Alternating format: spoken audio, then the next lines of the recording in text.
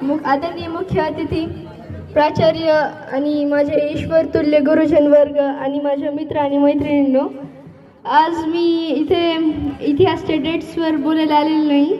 मी फक्त गणतंत्र ह्या विषयावर बोलायला आली आहे.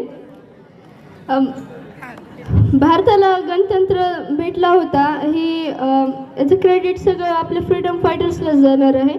कारण ते जर नसते तर हे गणतंत्र दिवस आपण आज मनवला सुद्धा नसतो.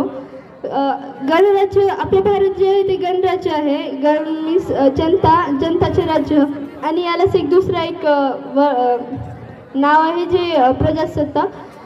प्रजाने स्थापित केलेली सत्ता आहे, म्हणून याला प्रजासत्ता असे म्हणतात.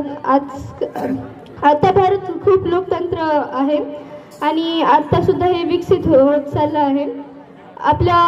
आणि ज्यावेळेस जे इंग्रज आले होते भारतामध्ये, त्यावेळेस त्यांना माहीत होतं की भारतावर आपल्याला जर हुकूम स्थापित करायचं असल्यावर इथल्या गुरुकुल पद्धतीलाच आपल्याला सोडावं लागेल. त्यामुळे इंग्रजांनी भारताच्या गुरुकुल पद्धतीला पहिल्यांदा नाश करून टाकला होता. मगच भारत आपल्याला इथे स्वतःचा हुकूम स्थापित करू शकला होता. आणि भारत आता लोकतंत्रासोबतच दुसऱ्या गोष्टीमध्ये पण विकसित होत आहे. जसं भारताला ऑफर आली होती नाटोमध्ये जायची, पण भारताने ते ॲक्सेप्ट केलं नाही. अगोदर भारताला वाटत होतं की आपण नाटोमध्ये जावं, आणि भारताने ट्राय पण केलं होतं, रिक्वेस्ट सुद्धा पाठवली होती की आम्हाला नाटोमध्ये घ्या, पण त्यावेळेस घेतलं गेलं नव्हतं. आणि ज्यावेळेस आता रिक्वेस्ट आली होती आपल्याला घ्या म्हणून, तर ह्यावेळेस घेतलं होतं. कारण भारताला वाटत होतं की आपण जे आयडियाज आहेत दुसऱ्या कंट्रीचे ते आपण मध्ये कोणत्या बी भांडणामध्ये न जाता दूरवरूनच लक्ष देऊन त्याचा अभ्यास करून आपण आपल्या देशावर ते घ्यावं.